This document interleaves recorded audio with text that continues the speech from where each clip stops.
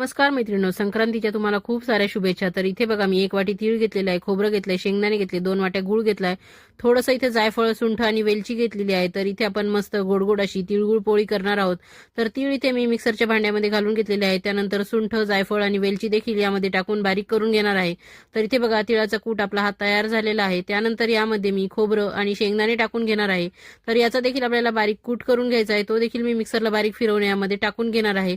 त्यानंतर इथे जो 2 वाटी गूळ घेतलेला आहे तो इथे मी या कुटावरती टाकून घेणार आहे आणि हा कूट आणि हे गूळ व्यवस्थित मिक्स करून घेणार आहे। तर अशा पद्धतीने मिक्स केल्यानंतर परत एकदा आपल्याला याला मिक्सरच्या भांड्यामध्ये घालून छान याला बारीक असं फिरवून घ्यायचं आहे।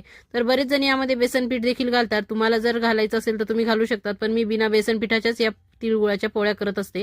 तर अशा पद्धतीने बघा मस्त असं मऊसूत हे आपलं सारण तयार झालेलं आहे। तर यामध्ये तुम्हाला जर अजून थोडासा गूळ वाढवायचा असेल तर तो देखील वाढू शकता। तर इथे बघा छान असं बाइंडिंग आलेलं आहे। तर सारण इथे आपलं तयार झालेलं आहे। आता आपण मस्त पोळीसाठी कणिक भिजवून घेऊया। तर इथे सारण थोडंसं बाजूला ठेवणार आहोत आणि इथे गव्हाचं पिठामध्ये मी इथे डाळीचं पीठ टाकून घेणार आहे। त्यानंतर यामध्ये 2 चमचे कडकडीत गरम करून मोहन टाकून घेणार आहे। तर व्यवस्थित असं हे मोहन टाकल्यामुळे पोळी आपली छान खुसखुशीत अशी तयार होते। तर मोहन व्यवस्थित यामध्ये कालवून घ्यायचं आहे आणि थोडं थोडं पाणी टाकून आपल्याला ही कणिक इथे भिजवून घ्यायची आहे। जर तुम्हाला याचा लॉंग व्हिडिओ पाहिजे असेल तर मी हा अपलोड केलेला आहे, त्यामध्ये डिटेलमध्ये मी तुम्हाला सर्व काही सांगितलेलं आहे।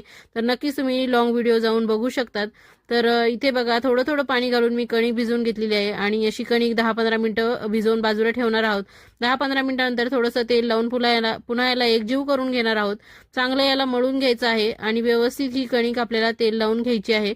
तर यात कणकेतला आपल्याला छोटासा गोळा घेऊन अगदी छोटीशी अशी पुरीसारखी पोळी लाटून घ्यायची आहे।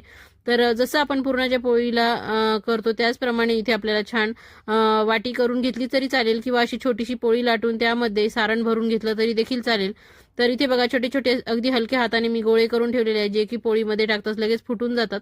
तर अशा पद्धतीने केल्यामुळेच काठापर्यंत आपलं हे तिळगुळाचं सारण पसरवलं जातं।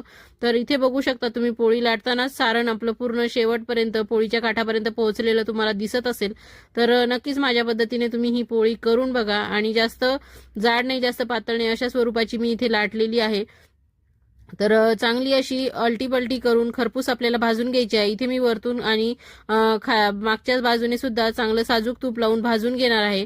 तर या बाजूने सुद्धा आपण साजूक तूप टाकून भाजून घ्यायचं आहे। तर नक्कीच तुम्हाला ही पोळी जर माझ्या पद्धतीने आवडली असेल तर नक्की ट्राय करून बघा आणि मी बनवलेली पद्धत तुम्हाला आवडली असेल तर मला नक्की कमेंट करून सांगा आणि तुम्ही देखील बनवून खा।